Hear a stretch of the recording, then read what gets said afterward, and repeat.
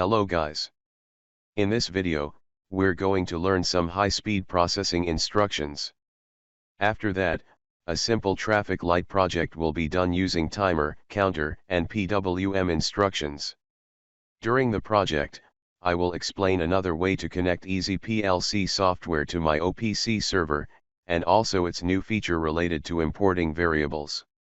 Before we get started with today's video, I just wanted to inform you about all the great content we have been releasing on the plcgoods YouTube channel, which includes industrial automation PLC programming, HMI, and microcontroller-based developments. My name is Syed Reza, and if you enjoy this video, I would appreciate it if you could click the subscribe button as well as the notification bell, to receive the latest and the greatest content I will be posting through the channel. Let's start this video with refresh instruction. As you know, during each scan cycle, PLC reads all inputs, executes its entire program, and then adjusts its outputs. Sometime, the PLC program is too long, and we need to know the state of current inputs, or we need to update PLC outputs, during the execution step, before finishing the scan cycle. For example, if this instruction is used at the middle of a PLC program, PLC will read and store the current state of these digital inputs, and then use them for the next part of its program. This refresh instruction updates these outputs immediately, and this one refreshes all digital inputs after X10. Note that, the first input accepts an address like these, and the second input is a number starting from 1 to 8. Also, it cannot be used for input-output modules. The next instruction is refresh and filter adjust, which has only one input. It receives a time between 2 and 20 milliseconds, and save it in D1020. Thus, its equivalence to this instruction. But, what's this a special data register? Note that, PLCs provide digital input filters to avoid interference, and this data register stores the response time of X0 to X7 input. Note that, in this tutorial, I'm trying to review all important instructions briefly. But, every time you want to use an instruction for a real project, I recommend you to use the help window and available manuals, to learn all exact details about the instruction. Well, the next applicable instruction is SPD. It counts the number of pulses received at the first input, during the entered time in milliseconds at the second input, then stores the result in a data register like D0. For example, consider this encoder, which can be used to calculate motor speeds. If the sensor is connected to this digital input, then the motor speed can be calculated by this formula. Let's continue. The next instruction is PLSY.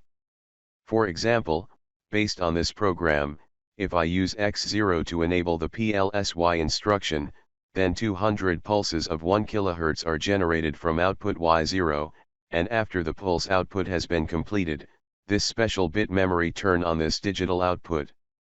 Note that, the first input determines the pulse output frequency, and the second one determine how many pulses must be generated.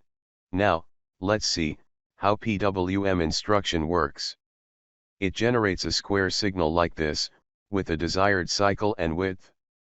Note that, pulse width modulation is a common technique that generates variable width pulses to represent the amplitude of an analog input signal. The output switching is on more of the time, for a high amplitude signal, and off more of the time, for a low amplitude signal. Now, let me describe the traffic light project, which will be done and tested in this video. Consider this intersection with 4 traffic lights, which was designed by machine simulator software. These are valid moving direction for cars. So, the 2 traffic lights on the west-east street, and these 2 traffic lights work similarly. In normal mode, I want to control this intersection based on this table. Every time I press this push button, the flickering mode will be selected. In this mode, yellow lights on the west-east street, and red lights on the north-south way, will start to flickering.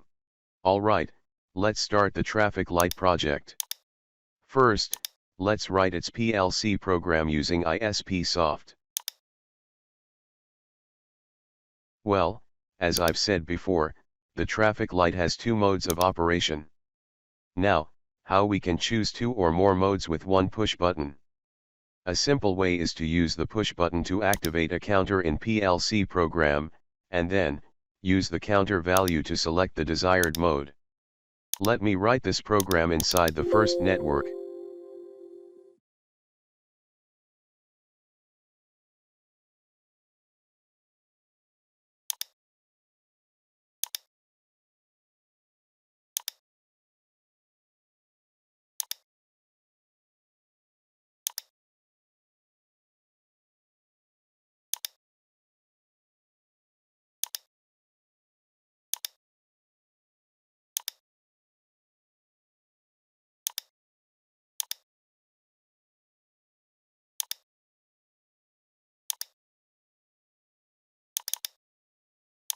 Alright, based on the first network, I can use this contact to activate this counter.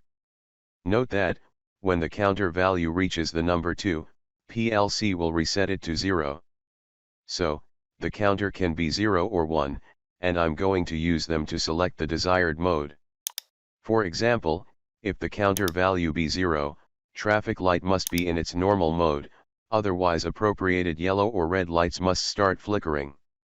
Well, this part of my program is a little long. Let me write it inside a function, and then call that.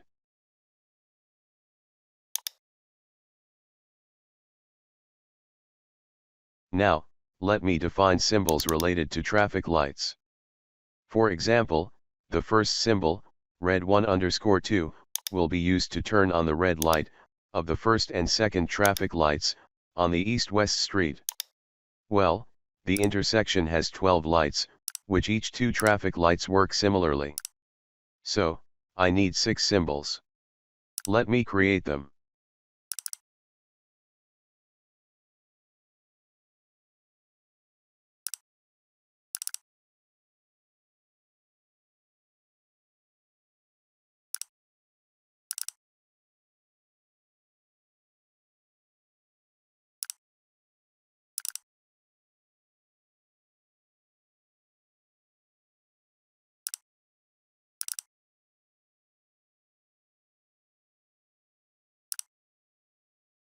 Okay, traffic lights work based on a timer. So, after defining symbols, let me use a timer inside the first network, which must be restarted automatically, after each 50 seconds.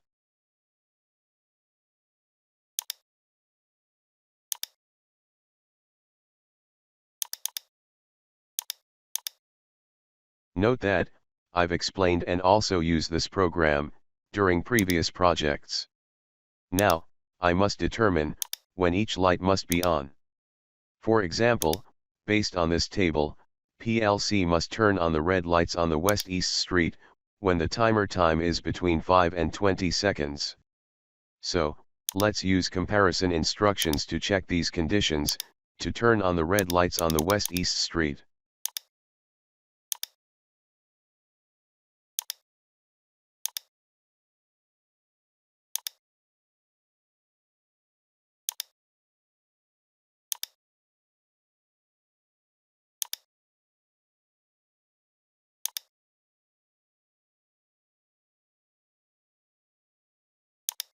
Similarly, based on this table, I can determine when other traffic lights must be on.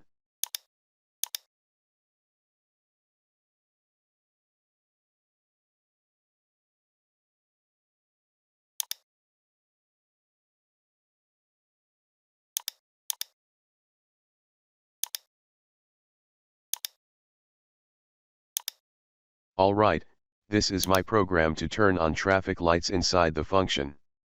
Now, let's back to the main program to call and use the function. Before that, let me use a comparison instruction to check the counter value. If it's equal to 0, the function must be executed to control the intersection, because the normal mode has been selected.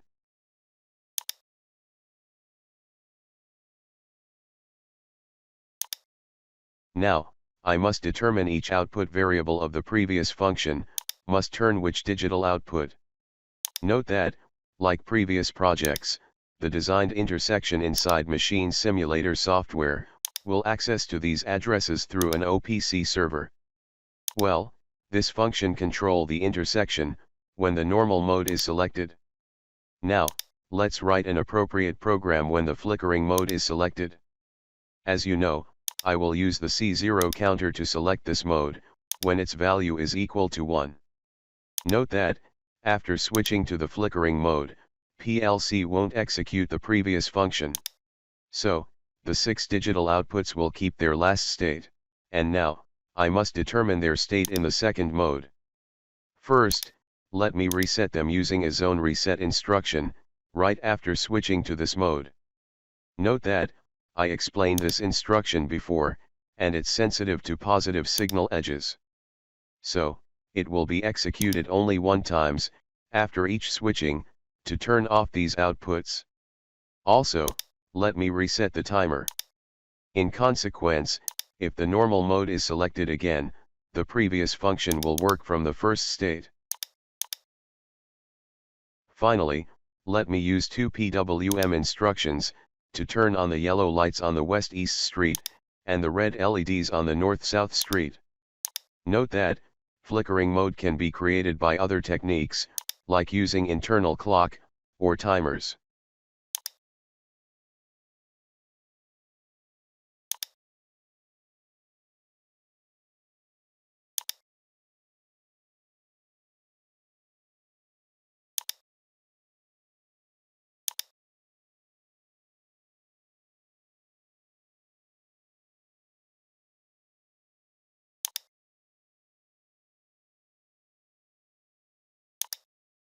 Alright, this is my program, inside the main routine.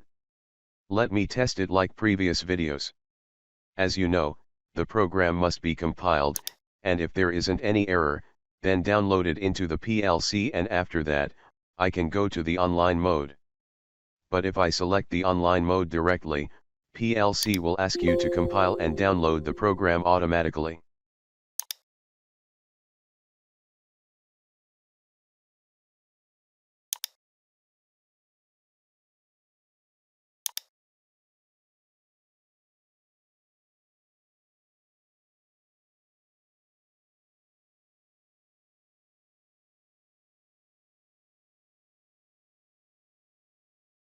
Now, let's run my PLC. It seems my program is working correctly when the normal mode is selected. Note that, I have only 4 LEDs, but the state of all 6 digital outputs can be tracked with these indicators on my PLC.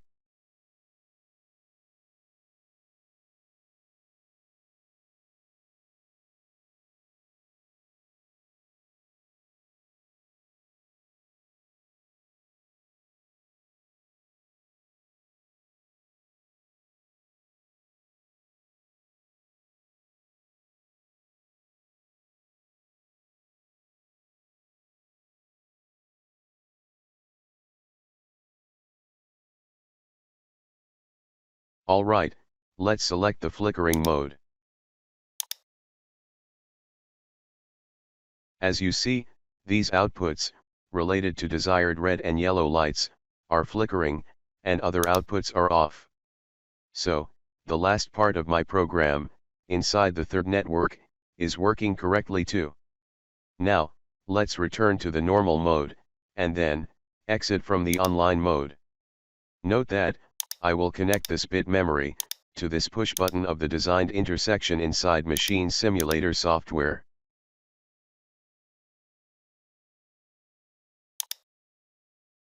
Now, like previous videos, let me close COM-MGR software to connect my Delta PLC to an OPC server created by KEP Server X software.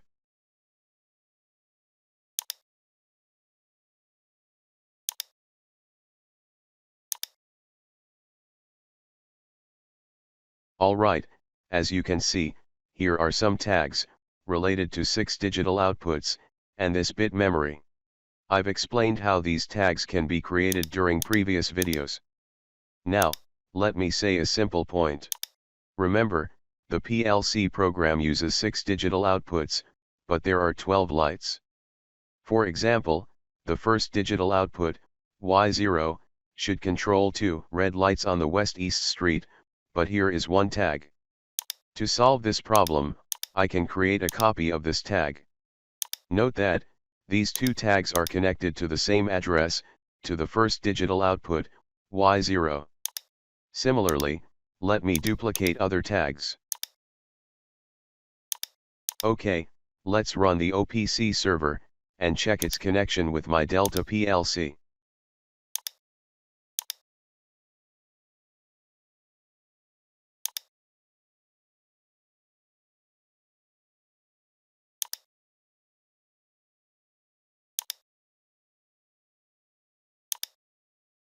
Well, the connection quality is good, and I can see each tag value. In other words, the state of each traffic light. Now, let's launch Machine Simulator software.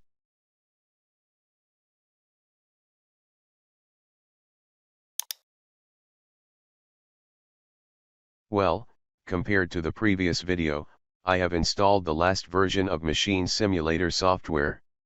Here, I can see two more icons, which can help us to learn this software. Let me skip them, and go to Machines tab. As you see, here is a predefined intersection with 4 traffic lights. Note that, each predefined systems can be opened and modified inside the Editor tab. But I want to use this predefined intersection, without any modification. So, the next step is using EasyPLC software to connect my Delta PLC to the predefined intersection, through the created OPC server.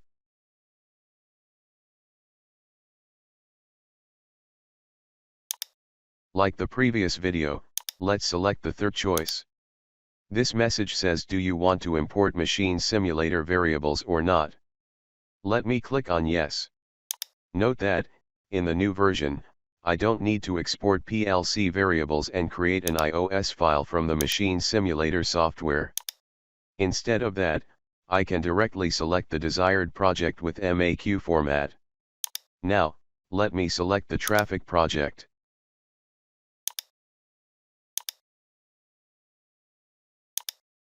Now, I must determine connection settings.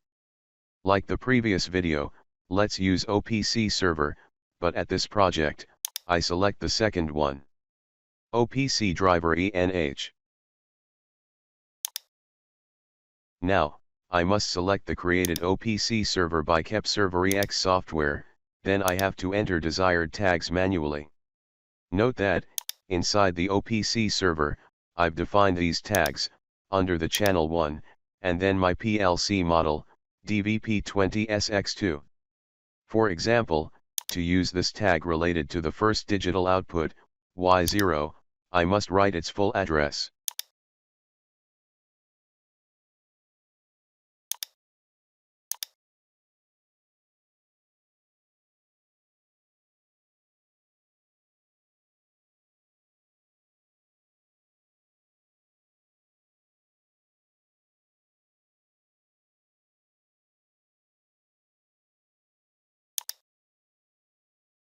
Similarly, let's enter other tags. Note that, like the previous video, here are 4 columns. Each tag must be entered inside its appropriated column.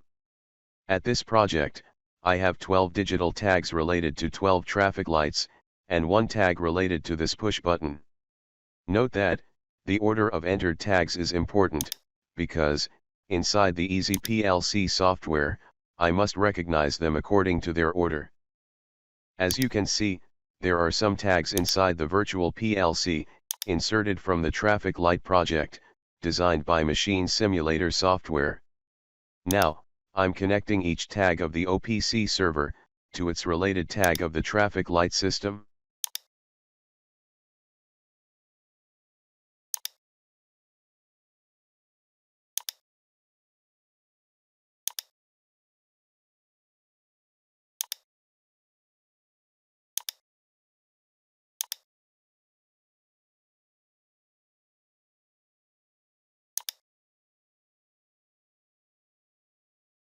Like the previous video, let me save this project.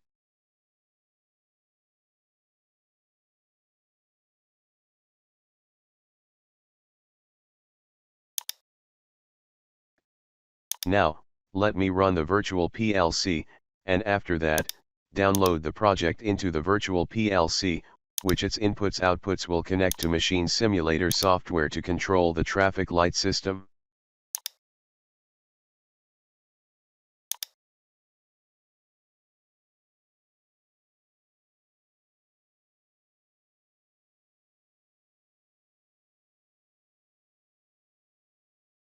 Alright, the connection settings with OPC server have been transferred to the virtual PLC. Let's activate the online mode to check its performance. Well, it seems connection settings between my Delta PLC and the virtual PLC, through the OPC server, have been transferred successfully. Now, let's run the virtual PLC, exit from the online mode, and open the designed traffic light inside the machine simulator software.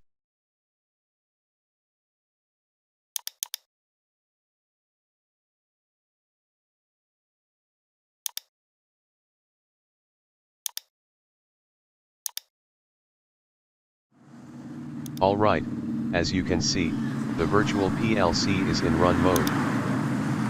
Note that, inside the machine simulator software, these tags are connected to traffic lights, and I've connected them to these tags, inside the EasyPLC software.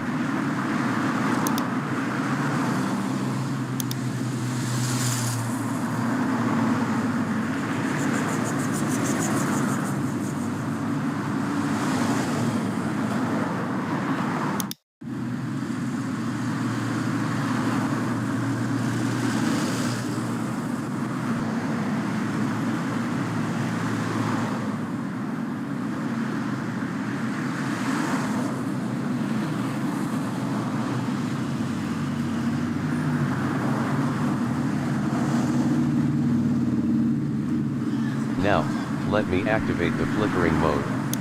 Although my real digital outputs start flickering, but the simulated system has not detected this mode. Probably, I need to back and reduce the scan rate of my connection settings.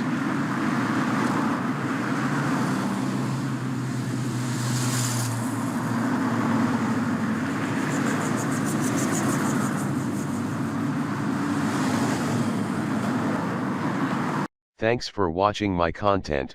If you have any question on this topic, make sure you leave them in the comment section below, and if you can spend a few seconds of your time liking as well as sharing this video, if you enjoyed it, that will mean a lot to me.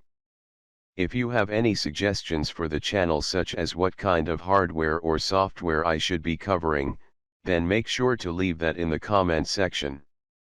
See you next time. Bye bye.